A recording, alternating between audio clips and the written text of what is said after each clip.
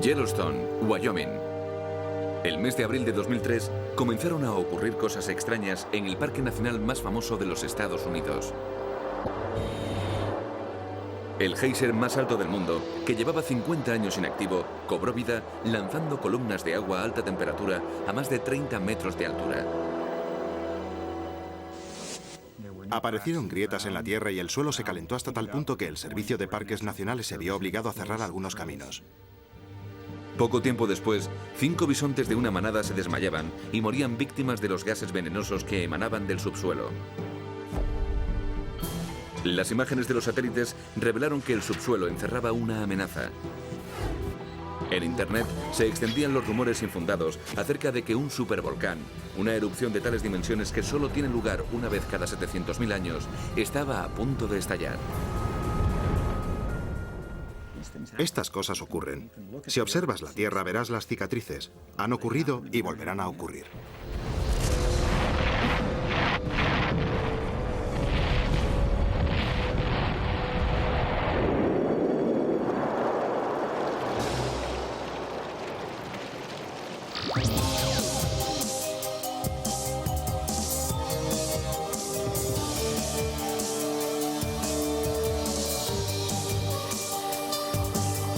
Ciencia al desnudo. Supervolcanes.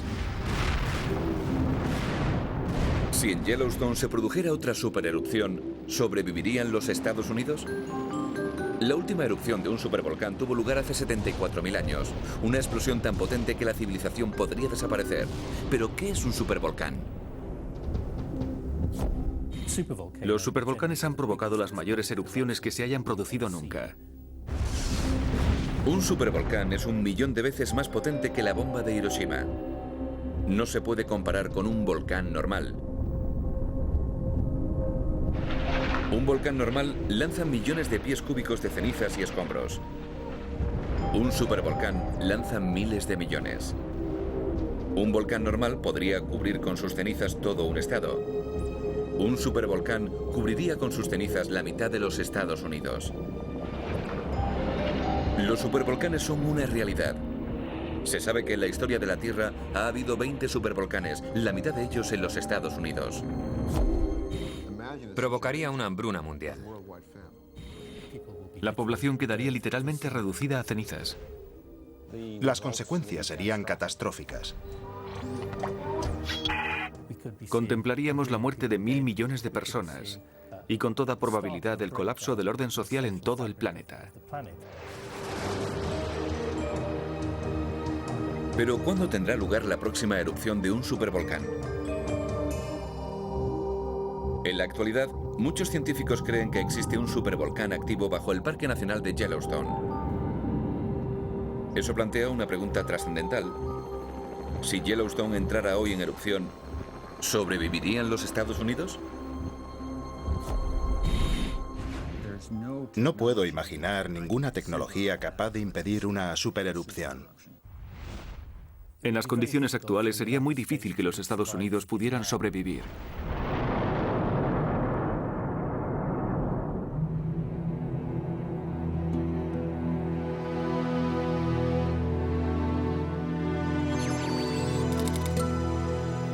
Parque Nacional de Yellowstone. 8.000 kilómetros cuadrados de naturaleza protegida en el noroeste de Wyoming.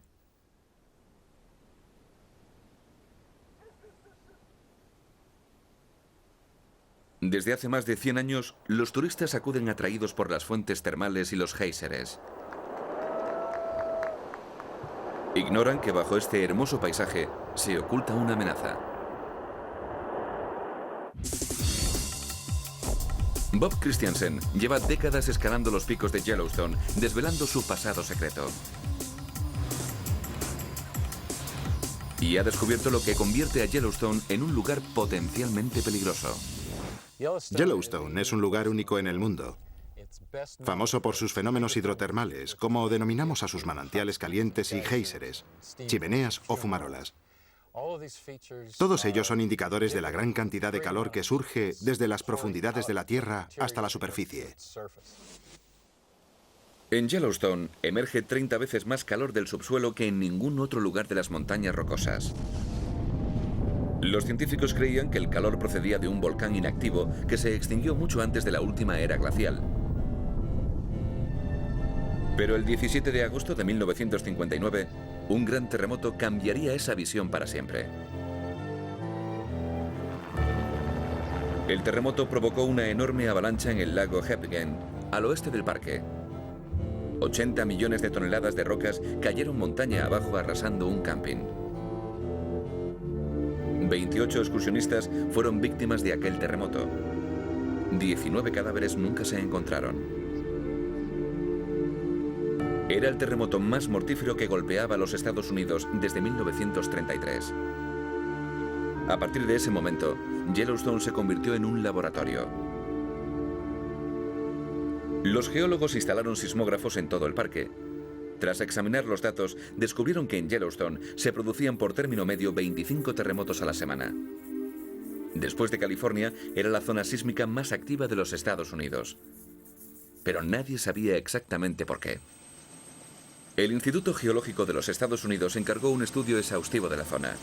Bob Christiansen fue el hombre elegido para la tarea. Sus investigaciones fueron las primeras en alertar a la gente acerca de la amenaza que se ocultaba en el subsuelo. Christiansen y su equipo comprendieron rápidamente que Yellowstone había sido el escenario de una gran erupción volcánica. Una gruesa capa de cenizas y escoria, procedentes sin lugar a dudas de un volcán, cubría la roca madre. Todo este material fue lanzado en una erupción volcánica, alcanzando un volumen de 400 kilómetros cúbicos. Es un volumen increíblemente grande. Es material suficiente para cubrir toda la India bajo una capa de casi medio metro de ceniza. Pero Christiansen quería saber dónde se encontraba el arma del crimen, el volcán gigante del que había surgido tanta ceniza. Normalmente a un volcán se le reconoce por su típica forma cónica. Pero Christiansen no logró encontrar en Yellowstone ni el más mínimo rastro de una forma cónica. Durante 5 años examinó el terreno minuciosamente.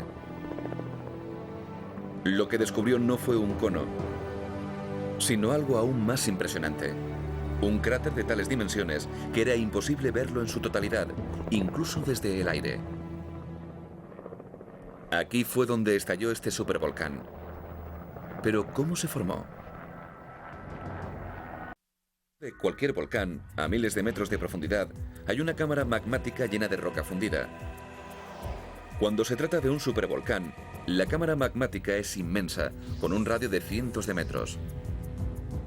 Cuando la presión en el interior de la cámara se eleva demasiado, el magma estalla y la corteza terrestre se hunde sobre la parte parcialmente vacía de la cámara, creando una enorme depresión en la superficie, la caldera. Las dimensiones de la cámara magmática eran como mínimo de 80 kilómetros de longitud por 40 de anchura.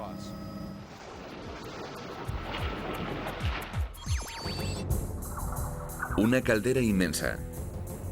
El centro del parque de Yellowstone se había hundido y elevado. Aquí tuvo lugar una erupción increíble, tan potente que tuvo que afectar a todo el planeta.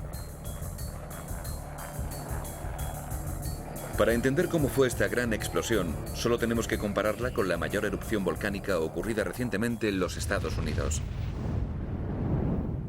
En mayo de 1980, el monte Santa Elena entraba en erupción desplazando 7.000 millones de toneladas de rocas ladera abajo. Escombros suficientes para enterrar Manhattan bajo una capa de 15 metros.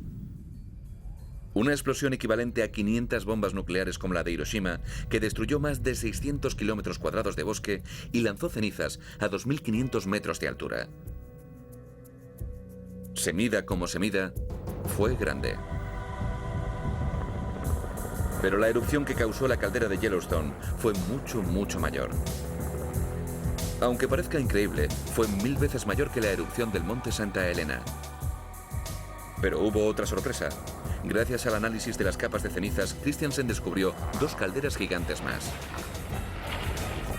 Una era aún más grande, 100 kilómetros de longitud por 50 de ancho. La erupción que creó esa caldera había sido 2500 veces mayor que la del monte Santa Elena. Este fue el lugar en el que por primera vez distinguimos estas dos formaciones volcánicas y comprendimos que Yellowstone tenía una historia evolutiva mucho más larga y complicada de lo que en un principio imaginamos. Christiansen había descubierto 3 supererupciones justo en el corazón de los Estados Unidos. Yellowstone había dado a luz varios supervolcanes. Todo ello plantea una pregunta desconcertante. ¿Podría entrar de nuevo Yellowstone en erupción? El geólogo Bob Smith ha intentado contestar a esa pregunta. Bob Smith creció en Yellowstone. Empezó a trabajar en el parque hace 50 años y ha reunido evidencias suficientes que demuestran que nuestras peores pesadillas acerca de Yellowstone podrían hacerse realidad. En los años 70, cuando volvió al lago de Yellowstone, se percató de que el paisaje había cambiado desde su última visita. Las raíces de los árboles que crecían cerca de la orilla del lago estaban sumergidas unos centímetros en el agua. Por extraño que parezca, eso solo ocurría en la orilla sur del lago. A Smith se le ocurrió una teoría extraordinaria según la cual la orilla norte del lago se había elevado, empujando el agua hacia la orilla sur. Para confirmar su teoría, hizo un estudio topográfico, algo que no se realizaba desde los años 20 del siglo pasado. Estudiamos los antiguos puntos de referencia colocados en las carreteras por los topógrafos que las construyeron. Mi topógrafo me dijo que los técnicos que trabajaron aquí en 1923 habían cometido errores graves, porque la diferencia con sus mediciones iba de 50 centímetros a 6 metros. Un minucioso examen demostró que las mediciones originales eran correctas. Eso significaba que entre 1923 y 1977 el centro de la caldera se había elevado más de 60 centímetros. Pero eso no es todo. Los estudios realizados en los últimos 10 años revelaron otra sorpresa. Los movimientos del terreno se produjeron fundamentalmente entre 1995 y el año 2000. Estábamos entusiasmados porque eso confirmaba la teoría de que es una caldera viva y dinámica, una caldera que respira. Todo indicaba que el volcán seguía activo. Pero, ¿era cierto este asombroso descubrimiento? Era necesario que algún científico aportara pruebas decisivas que corroboraran la teoría de Smith. Esas pruebas las aportarían personas que habían muerto hacía siglos. Durante más de 11.000 años, los nativos americanos vivieron en las orillas de este lago, cazando a los bisontes que acudían a beber. Las armas primitivas que abandonaron aquí indican la situación de sus asentamientos. Los arqueólogos han elaborado un mapa con los lugares donde se hallaron las puntas de flecha. Las flechas demuestran que los poblados indígenas avanzaron y retrocedieron 6 veces en los últimos 15.000 años, según variaba el nivel del lago. El ascenso y hundimiento de la caldera demuestra que el volcán sigue activo, lo que le convierte en una gigantesca bomba de relojería. Si entrara en erupción, sería la mayor explosión en la historia de la humanidad.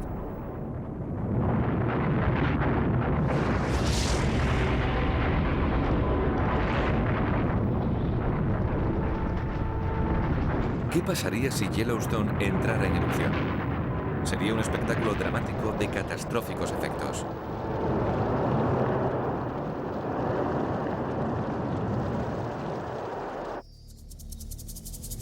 El Parque Nacional de Yellowstone está situado sobre una bomba de relojería.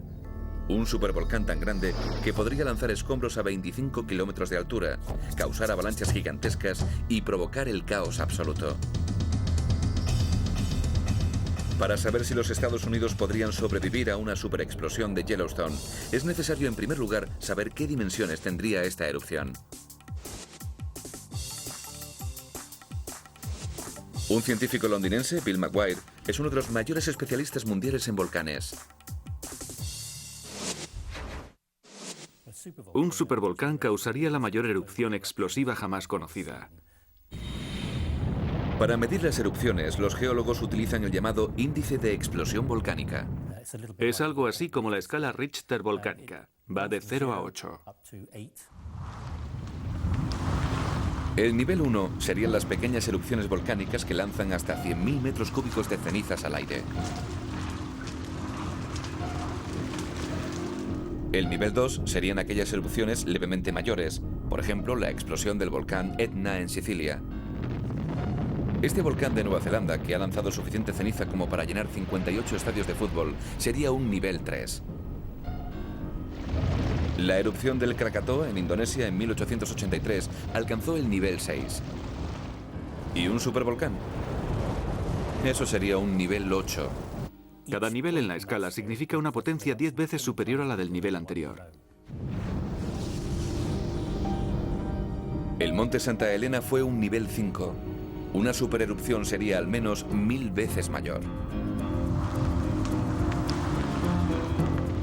Pero, ¿qué factores hacen que los supervolcanes como Yellowstone sean tan explosivos?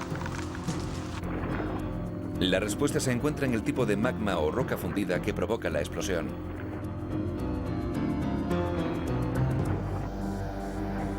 El magma o basalto de los volcanes tranquilos, como el de Kilauea, en Hawái, es muy fluido. Cuando el magma alcanza la superficie, libera lentamente los gases que hay en su interior. Las erupciones nunca son violentas. Pero el magma que hay debajo de Yellowstone es completamente distinto. Debido a su mayor contenido de una sustancia llamada sílice, vierte enormes cantidades de gas explosivo en el interior del magma. Si unes este fenómeno de mezcla con esas enormes cantidades de gas, tendrás todos los ingredientes para una explosión realmente grande. Un supervolcán no solo es la bomba más potente del mundo, es una bomba que esparce pequeños explosivos. Para saber qué tipo de explosión provocaría, tenemos que compararlo con la bomba más potente jamás creada por el hombre.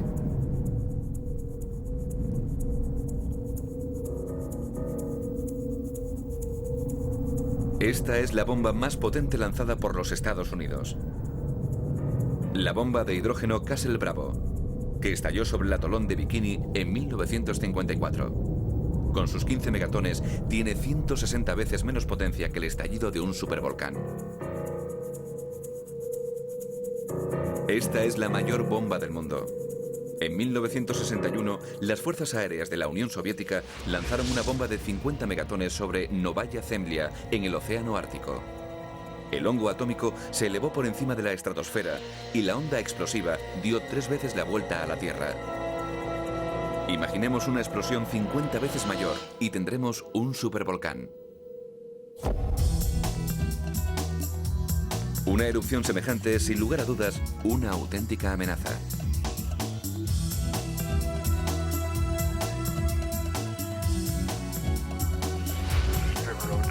¿Y cómo sabrán los servicios de emergencia que se prepara una supererupción?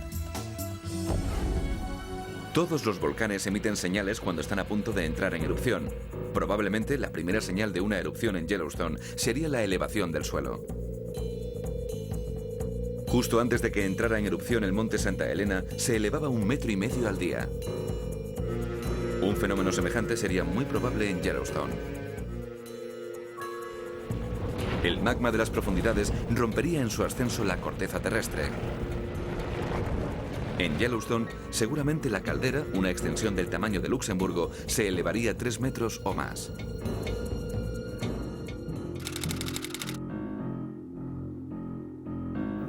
Semanas o incluso meses antes de la supererupción de Yellowstone, las señales de alerta pondrían en marcha un gran plan de evacuación. El área de 100 kilómetros en torno al volcán se convertiría en zona de máximo peligro. Las autoridades pondrían en alerta a toda la región en un radio de 300 kilómetros, preparando a la gente para una erupción violenta. Mientras se realiza la evacuación, los geólogos buscarán nuevas señales de alerta que indiquen que la erupción es inminente. Como consecuencia de la presión del magma ascendente sobre la superficie, los terremotos serían cada vez más frecuentes. Las ondas que estos movimientos provocan en los sismógrafos son inconfundibles. Los sonidos agudos de las rocas fracturándose forman ondas con un pico agudo que terminan bruscamente.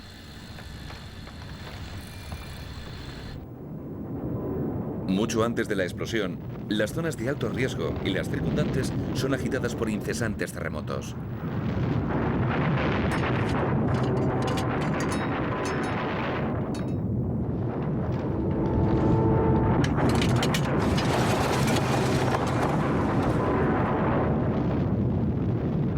antes de la erupción, las señales producidas por estos terremotos continuos dejarán paso a una nueva señal, una vibración continua y prolongada. Cuando el magma logra abrirse paso y avanza a gran velocidad, hace vibrar a su paso las paredes de las grietas o conductos, proporcionándonos una especie de señal de resonancia.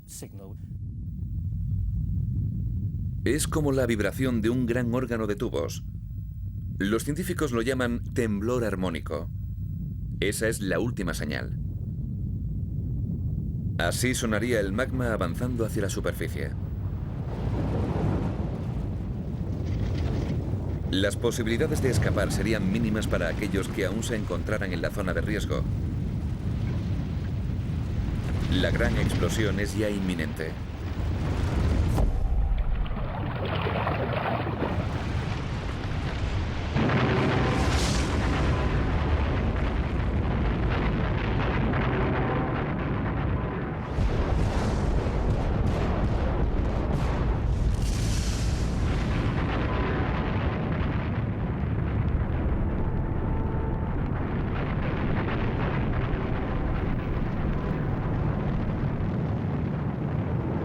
Por muy impresionante que parezca la explosión de un supervolcán, no sería nada comparado con lo que pasaría después. De Yellowstone surgiría uno de los fenómenos más mortíferos de la naturaleza. Una violenta y ardiente nube formada por rocas, cenizas y gases, llamada flujo piroclástico. El flujo piroclástico o nube piroclástica es el fenómeno volcánico más peligroso.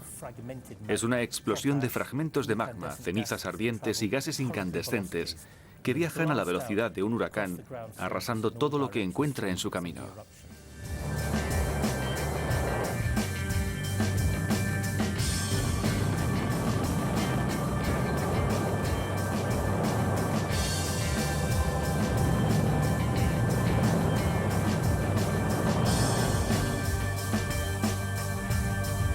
Tras esa turbulenta nube de cenizas ardientes, se oculta una avalancha de rocas que a temperaturas de hasta 800 grados centígrados desciende velozmente por la montaña, destruyendo todo lo que toca. Es imposible escapar o protegerse de ella.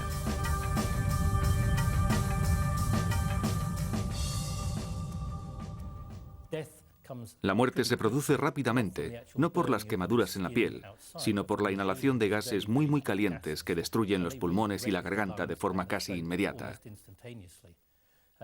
Después, se evapora el agua de los tejidos humanos. En algunas erupciones del pasado, se produjeron casos en los que el cráneo de la gente reventó debido a la explosión del cerebro. La isla caribeña de Montserrat es un ejemplo tangible y reciente de la naturaleza virulenta de las nubes piroclásticas.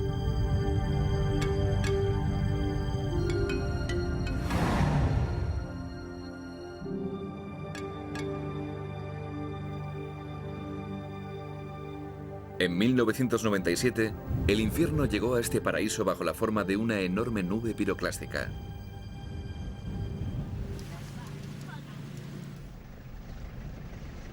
David Lee es director de cine. En 1995 vivió la escalofriante experiencia de una erupción volcánica. Acaba de producirse una explosión. Están cayendo rocas. Yo me largo de aquí. Estaba en la cima del volcán filmando cuando entró en erupción.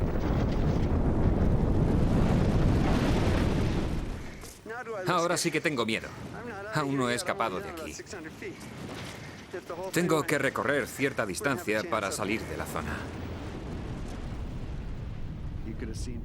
Podías ver la nube piroclástica bajando por la ladera a una velocidad increíble. Puede que a unos 100 o 150 kilómetros por hora, tal vez más, y adentrándose luego en el océano, flotando sobre el mar. Es impresionante verlo. La potencia y violencia de esta nube piroclástica fue increíble. Pero no es nada comparado con lo que vomitaría un supervolcán. Para saber lo que ocurre cuando una nube piroclástica alcanza una ciudad, solo hay que mirar lo que fue de Plymouth, la capital de Montserrat.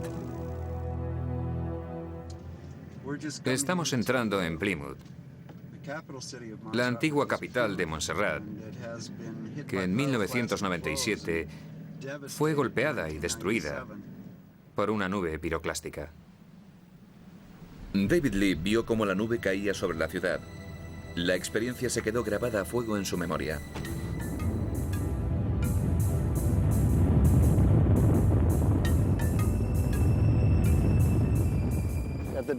Durante el día era como una masa gris.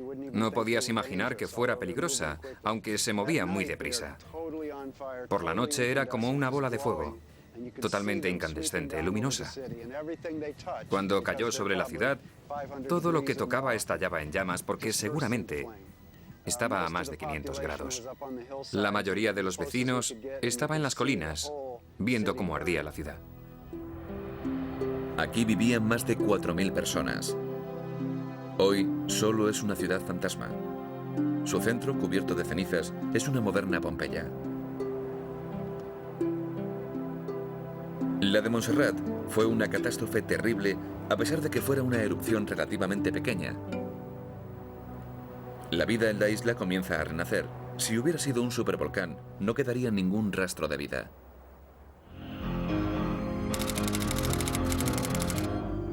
Durante la primera hora posterior a la supererupción de Yellowstone, las nubes piroclásticas atravesarían la región, destruyendo el valle de Jackson Hole y la ciudad de Livingston, situada a 50 kilómetros de distancia.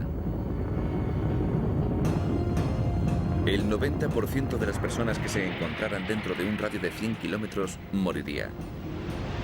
Algunos quedarían reducidos a pedazos por la explosión inicial. La mayoría moriría asfixiada debido a la elevada temperatura de la nube piroclástica. Y eso solo sería el principio. Enormes nubes de ceniza se esparcirían por todo el país.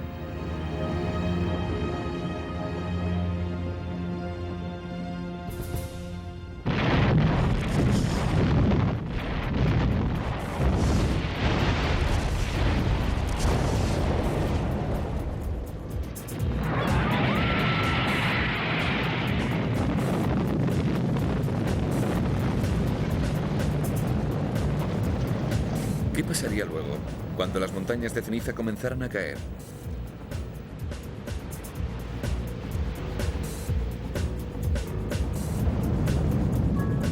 La supererupción de Yellowstone lanzaría cenizas a la atmósfera a una altura de 25 kilómetros.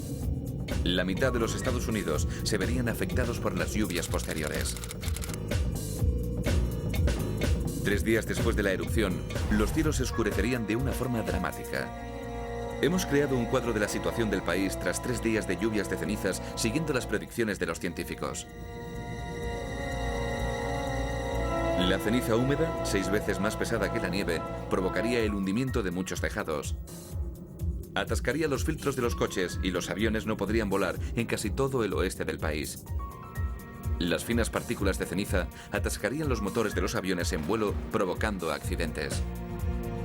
Cuando el volcán del Monte Santa Elena entró en erupción, las partículas de ceniza suspendidas en la atmósfera generaron tormentas eléctricas que causaron numerosos incendios forestales. Un supervolcán incendiaría centenares de bosques. La zona más perjudicada sería la situada en la dirección del viento a 800 kilómetros a la redonda de Yellowstone, en ciudades tan distantes como Salt Lake City y Denver. La ceniza llegaría a Denver en menos de 24 horas, arrastrada por los vientos dominantes. Cuando terminara de caer, podría llegar a alcanzar 1 metro de espesor. Durante 2 días sería imposible moverse por la zona. Las carreteras desaparecerían. Si alguien saliera de su refugio, no podría ver nada. Los transportes se paralizarían. El viento levantaría nubes de ceniza y aquellos a quienes les sorprendiera en el exterior morirían asfixiados a las pocas horas. La ceniza húmeda caería sobre el tendido eléctrico, provocando cortocircuitos e interrumpiendo casi por completo el suministro. Si fuera invierno, las bajas temperaturas acabarían aún con más vidas. Las lluvias arrastrarían ceniza hasta los ríos, provocando enormes avalanchas de barro llamadas lahar que lo destruyen todo a su paso.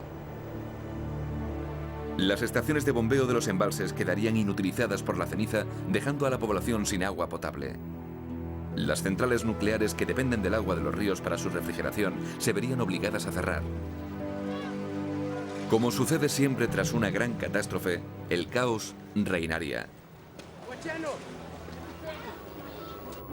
El ganado moriría por falta de pastos y agua.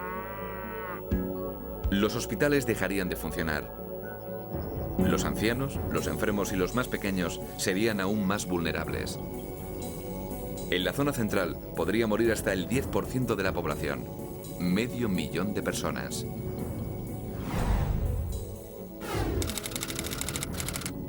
Siete días después de la erupción, Yellowstone seguiría lanzando cenizas a la atmósfera.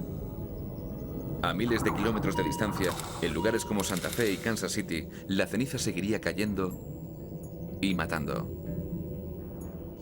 No os la quitéis nunca. La ceniza puede ser mortal. Todos los que vivan en el camino de la nube de ceniza tendrán que protegerse. Porque la ceniza volcánica no es realmente ceniza, sino diminutos fragmentos de rocas producto de la explosión. Bajo el microscopio electrónico es evidente qué es lo que la hace tan peligrosa. Bajo la lente, estas partículas aparecen como minúsculos fragmentos de cristal de afilados bordes. Si llegan a los pulmones, pueden resultar letales, pero no de la forma que cabría esperar.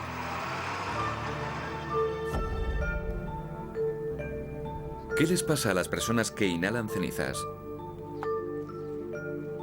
El profesor de Nebraska, Mike Burgess, es un respetado paleontólogo estadounidense. En los años 70 realizó un sorprendente descubrimiento.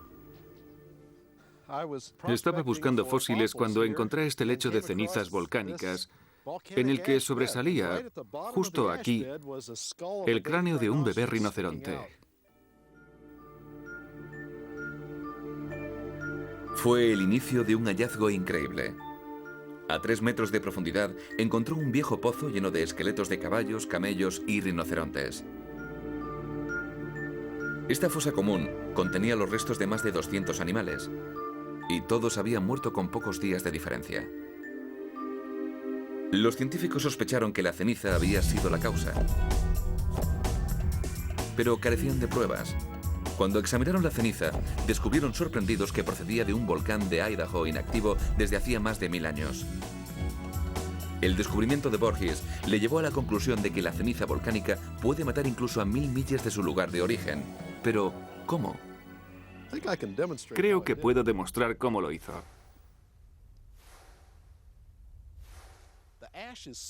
La ceniza es tan fina que se desplaza en el aire con gran facilidad. Es probable que la ceniza tardara 6 o 7 horas en llegar a Nebraska desde el volcán. La ceniza fina se desplaza en el aire, el mismo aire que nosotros respiramos. Este lugar está muy lejos del volcán, por lo que solo la ceniza más fina llegó hasta aquí. Es tan fina que puede entrar fácilmente en los pulmones. Burgess y su equipo comenzaron a examinar los huesos en el laboratorio. Había algo extraño en ellos. Justo aquí, en la parte delantera de la mandíbula, el hueso está sano. Este es el aspecto normal de una mandíbula fósil de camello, pero esta tiene algo diferente. En realidad muestra los síntomas de la enfermedad que mató al animal. A diferencia de los fósiles normales, todos los huesos que se encontraron aparecían cubiertos de una extraña materia blanca. Esta sustancia blanca y esponjosa es materia ósea nueva. Es un síntoma clásico de que el animal ha muerto a causa de una rara enfermedad conocida como la enfermedad de María. Cuando los pulmones empiezan a fallar, el sistema óseo se altera y rápidamente comienza a fabricar hueso nuevo sobre el viejo. Eso demuestra que los animales sufrieron una muerte lenta y dolorosa. Conforme los pulmones llenos de ceniza empezaban a fallar, los huesos se espesaban. Atormentados por el dolor, se arrastraron hasta el pozo en el que murieron. Y todo un mes después de la erupción.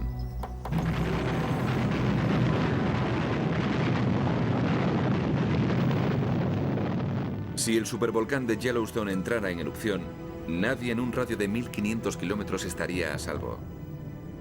La exposición prolongada a las cenizas garantizaría una muerte segura causada por la enfermedad de María.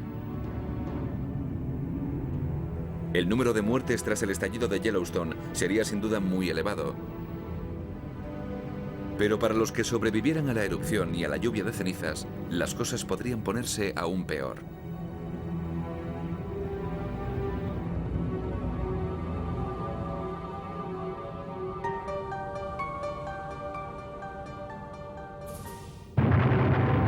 Es evidente que la erupción del supervolcán de Yellowstone provocaría una gran destrucción en todo el país. Aquellos que se hubieran salvado de la explosión inicial se enfrentarían el mismo día al flujo piroclástico del supervolcán de Yellowstone, que lo destruiría prácticamente todo en un radio de 100 kilómetros.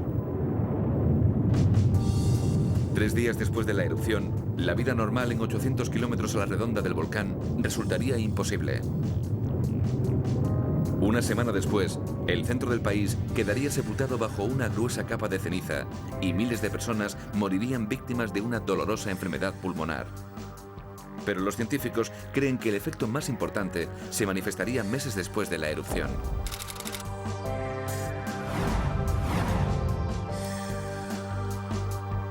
Los científicos creen que el fenómeno más mortífero provocado por la erupción de un supervolcán no es la ceniza que se deposita en la superficie, sino los gases que permanecen en el aire.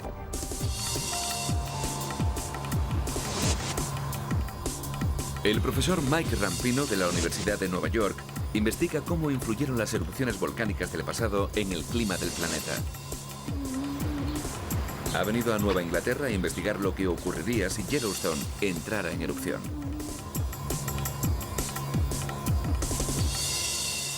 Una vieja lápida del cementerio de New Hampshire nos recuerda lo que un supervolcán podría provocar. Nos habla de los acontecimientos de 1816, una fecha conocida como el Año sin Verano.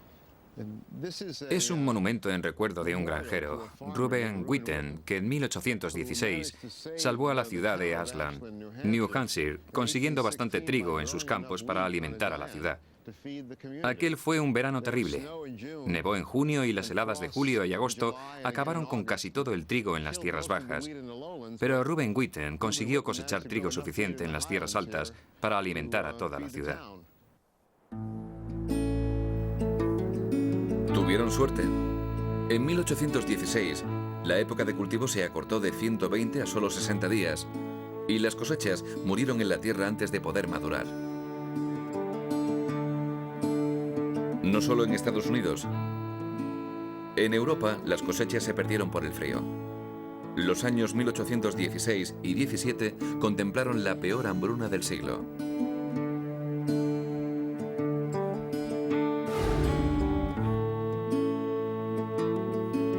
Se cree que la ola de frío fue provocada por un volcán.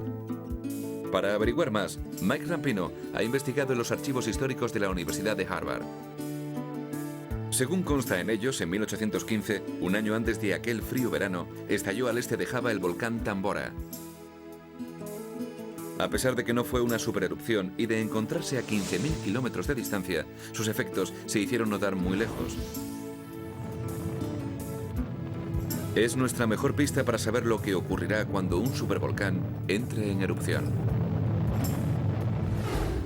Los volcanes explosivos lanzan materia a la estratosfera y, lo más importante, emiten dióxido de azufre que se convierte en pequeñas gotas de ácido sulfúrico que flotan en la atmósfera terrestre y en la estratosfera. Los científicos creen que la fuerza destructora de Tambora se debió a los 200 millones de toneladas de dióxido de azufre que emitió a la atmósfera. Esas gotas diminutas se esparcen por todo el mundo, arrastradas por las corrientes estratosféricas, formando un velo que impide que los rayos solares lleguen a la Tierra, debilitando la fuerza del Sol. Y si la luz del Sol no calienta la Tierra, es natural que ésta se enfríe. Este efecto pantalla provocó la hambruna de 1816. Se estima que el volcán Tambora mató a 71.000 personas, el doble que el Krakatoa, sobre todo a causa del hambre. Es la erupción volcánica más mortífera registrada. Las consecuencias de un supervolcán serían aún mayores. El efecto que tendría sobre la atmósfera sería mucho más severo que cualquier erupción reciente, como la de Tambora. Calculamos que el descenso de la temperatura media global tras la erupción de un supervolcán, como el de Yellowstone, sería de 12 grados centígrados.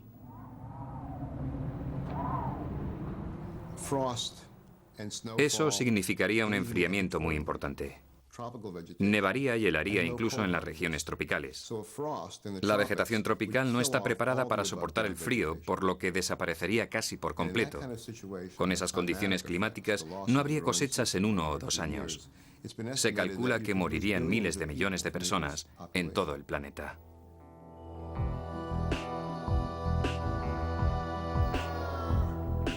Todas las evidencias indican que este tipo de cambio climático ya ha ocurrido antes. Algunos científicos creen que la última vez que un supervolcán entró en erupción, la raza humana estuvo a punto de desaparecer. Hace 74.000 años, un supervolcán estalló en la isla de Toba, Indonesia. Fue una erupción muy voluminosa, muy parecida a la que podríamos ver en Yellowstone. Y es interesante señalar que hay evidencias genéticas de que en aquella época la población humana atravesó un cuello de botella. Los científicos creen que antes del estallido de ese volcán, África tenía una importante población humana cuyo número se redujo de forma dramática aproximadamente en la fecha de la erupción. La población humana se redujo a unos cuantos miles, 10.000 como mucho. Algunos piensan que solo quedaron 3.000. Si consideramos que la población humana del planeta en aquella época se redujo a unos miles de individuos, el Homo sapiens estuvo muy cerca de su extinción.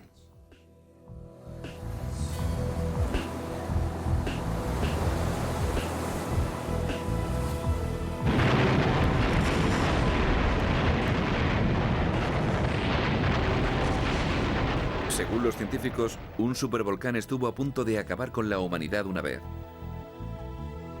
¿Podría ocurrir de nuevo? Y lo más importante, ¿cuándo?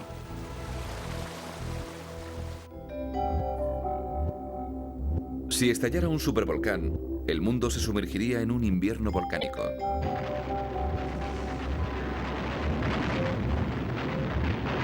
Millones de personas morirían a causa del descenso de la temperatura. Sería, con diferencia, el mayor desastre jamás ocurrido en el mundo moderno.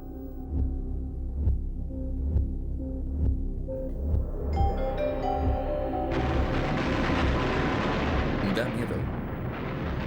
Si eso sucediera dentro de 500.000 años, tal vez no sería tan preocupante. Pero si pudiera ocurrir dentro de 5 años, entonces evidentemente la preocupación sería mayor. ¿Cuándo tendrá lugar la próxima erupción de Yellowstone? El científico Jay Loverstern dirige el Observatorio Vulcanológico de Yellowstone. Su misión consiste en averiguar si Yellowstone va a entrar en erupción. Gracias a las últimas tecnologías, sabe qué ocurre bajo la Tierra en todo momento. Tenemos más de 20 sismógrafos instalados en el parque. Los datos sísmicos se registran de forma continua y se envían a la Universidad de Utah. La clave para saber cuándo estallará Yellowstone reside en conocer la composición del magma subterráneo.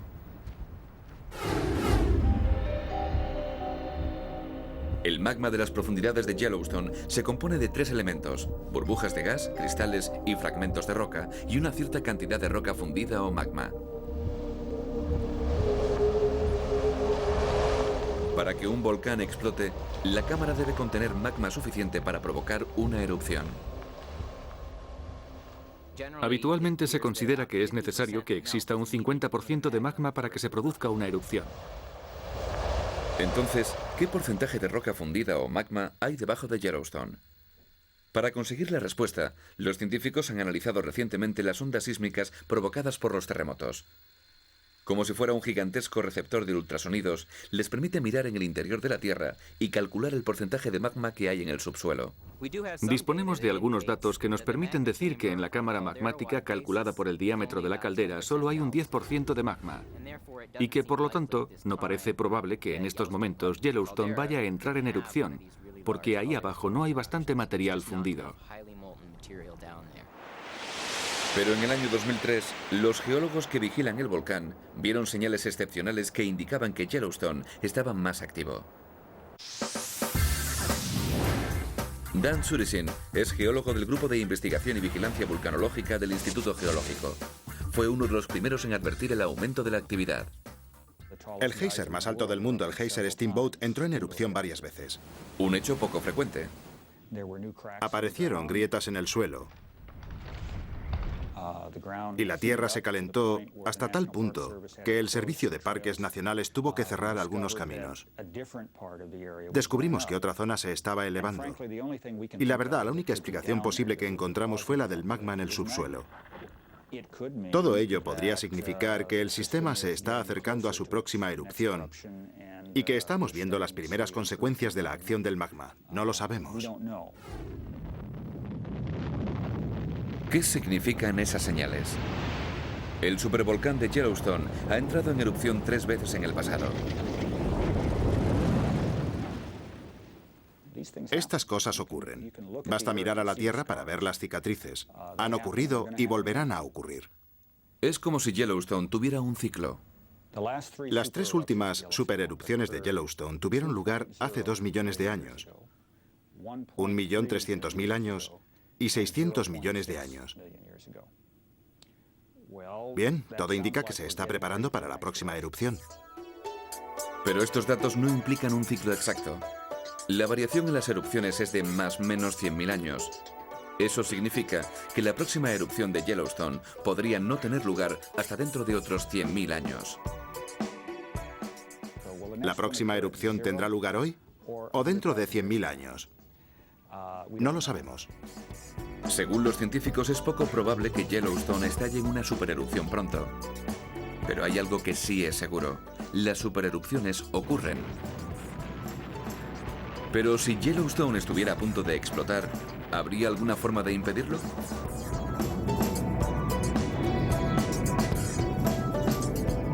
Algunos han sugerido que la forma de evitar la erupción de un supervolcán sería perforar cientos o miles de pozos hasta la cámara magmática para reducir la presión de los gases.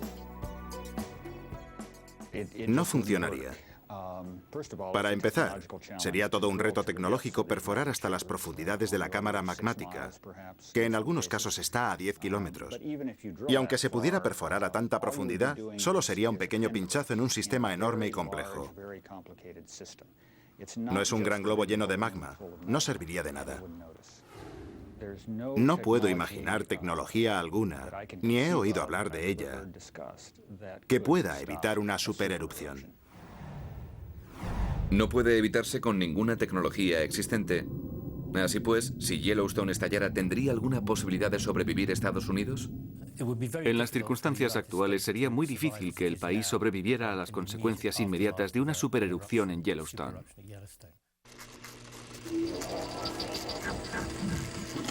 Todo Estados Unidos quedaría paralizado. Miles de personas morirían en la explosión. Millones más perecerían por inhalación de cenizas o por la hambruna que muchos predicen.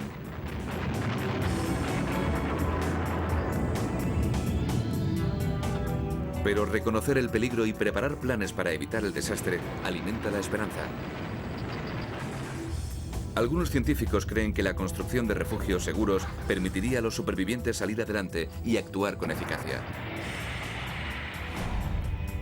Las dimensiones de esta amenaza subterránea implican que Yellowstone seguirá bajo permanente vigilancia durante los próximos siglos. Afortunadamente para nosotros, los supervolcanes son fenómenos extraordinariamente raros. Por término medio, en la Tierra tiene lugar una supererupción cada 700.000 años. El reto al que se enfrentan los científicos es descubrir dónde y cuándo se producirá la próxima antes de que sea demasiado tarde.